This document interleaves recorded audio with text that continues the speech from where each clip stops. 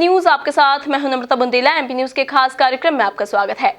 बड़े मियाँ तो बड़े मियाँ, छोटे मियाँ सुभान अल्लाह। जी हां, कुछ इसी अंदाज में मध्य प्रदेश के मुख्यमंत्री शिवराज सिंह चौहान ने कमलनाथ और दिग्विजय सिंह पर निशाना साधा है। वैसे तो मुख्यमंत्री शिवराज सिंह चौहान हमेशा ही फिल्मी अंदाज में निशाना साधने के लिए काफी मशहूर रहते हैं और एक बार फिर उनका यही रूप देखने को मिला है हाट पीपलिया में। उपचुनाव को लेकर नेता जगह जगह चुनाव प्रचार कर रहे हैं, रैली कर रहे हैं, लेकिन अब फिल्मी अंदाज भी यहां पर नेताओं का देखने को मिल रहा है। दूसरी ओर हम ज्योतिरादित्य सिंधिया की अगर हम बात करें तो ज्योतिरादित्य सिंधिया भी आगर मालवा में कुछ इसी फिल्मी अंदाज में निशाना साधते नजर आए पूर्व मुख्यमंत्री कमलनाथ पर। हमारे संवाददाता राहुल इस वक्त हमसे जुड़े हुए हैं। राहुल, आखिर क्या हो रहा है मध्य प्रदेश की सियासत में? जैसे जैसे उपचुनाव करीब आते जा रहे हैं, नेताओं का फिल्मी अंदाज देखने को मिल रहा है और साथ ही मध्य प्रदेश की सियासत फिल्मी सियासत में तब्दील होती नजर आ रही है।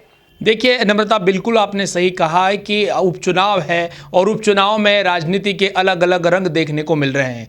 भारतीय जनता पार्टी की यदि बात करें तो वर्चुअल रैली से लेकर मैदानी रैली तक वो लगातार जनता के बीच में प्रचार प्रसार कर रहे हैं। उपचुनाव को लेकर भारतीय जनता पार्टी के पक्ष में जनाधार को खड़ा करने की कोशिश कर रहे हैं। ऐसा ही मौका था जब सीएम शिवराज सिंह चौहान और ज्योतिरादित्य सिंधिया हाट पीपलिया पहुंचे। हाट पीपलिया के दौरान पूर्व मुख्यमंत्री और बीजेपी के कद्दावर नेता रहे कैलाश जोशी की प्रतिमा पर माल्यार्पण भी किया, उन्हें श्रद्धांजलि दी। लेकिन उसी के बाद वो पूरा का पूरा एक तरीके से राजनीतिक रंग में रंगे नजर आए मामा। और मामा शिवराज ने अपने ही अंदाज में कह दिया कि बड़े मियाँ तो बड़े मियाँ, छोटे मियाँ सुभान अल्लाह। हालांकि ये फिल्मी डायलॉग है और आप सभी ने एक गाना भी सुना होगा, लेकिन इन दिनों ये मध्य प्रदेश की सियासत में खूब गाया जा रहा है और उसके पीछे का कारण है बड़े मियाँ और छोटे मियाँ। हालांकि बड़े मियाँ और छोटे मियाँ में साफ तौर पर शिवराज सिंह चौहान ने दिग्विजय और कमलनाथ पर निशाना साधा है, क्योंकि वो लगातार भारतीय जनता पार्टी के निशाने पर है।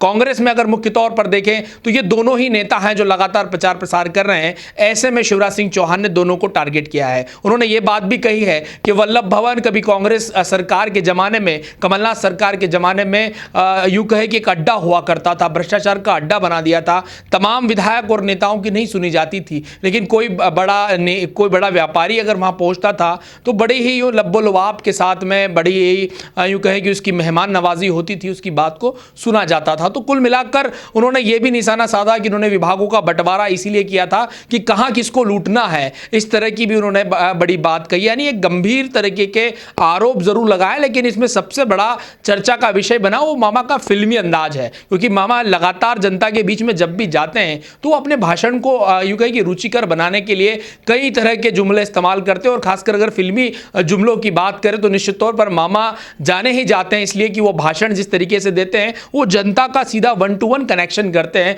मुझे लगता है कि खास करके शिवराज सिंह चौहान की यदि बात करें तो जिस प्रकार से हाट पीपलिया में उपचुनाव होना है, ऐसे में जनता का समर्थन हासिल कैसे किया जा सके, मुझे लगता है कि इसी को ध्यान में रखते हुए, इसी को दृष्टिगत रखते हुए इस तरह के बयानबाजी हो रही है। जी बिल्कुल, तो जैसे जैसे उपचुनाव करीब आते जाएंगे वैसे वैसे नेताओं के अलग रूप भी देखने को मिलेंगे, क्योंकि आमतौर पर जब भी चुनाव करीब होते हैं नेताओं के अलग अलग रंग, अलग अलग रूप और अलग अलग अंदाज देखने को मिलते हैं। और ठीक वैसा ही हो रहा है मध्य प्रदेश की राजनीतिक गलियारों में, जहां उपचुनाव करीब है और उपचुनाव का प्रचार जोरों पर चल रहा है, तो वहीं बीजेपी ने अपने नेताओं की फौज भी मैदान में उतार दी है।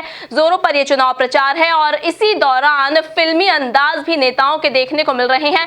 हालांकि आक्रामक रुख भी अख्तियार करती है कभी बीजेपी तो कभी फिल्मी अंदाज में भी निशाना साधा जाता है, और ऐसा ही रूप अब मध्य प्रदेश में बीजेपी के नेताओं में भी देखने को मिल रहा है। अब उपचुनाव तक कैसे कैसे रंग और कैसे कैसे रूप, किस तरह के अंदाज नेताओं के देखने को मिलेंगे, ये सारी ताजा जानकारी हम आप तक लगातार पहुंचाते रहेंगे। ताजा तरीन खबरों के लिए आप बने रहिए हमारे साथ, देखते रहिए एमपी न्यूज। नमस्कार। एमपी की नब्ज, एमपी का हाल, मध्य प्रदेश की हर खबर एमपी न्यूज टीवी के साथ। लगातार खबरों के लिए सब्सक्राइब करें हमारा YouTube channel MP news TV. Latest updates के लिए बेल आइकन दबाना जरा भी न भूलें।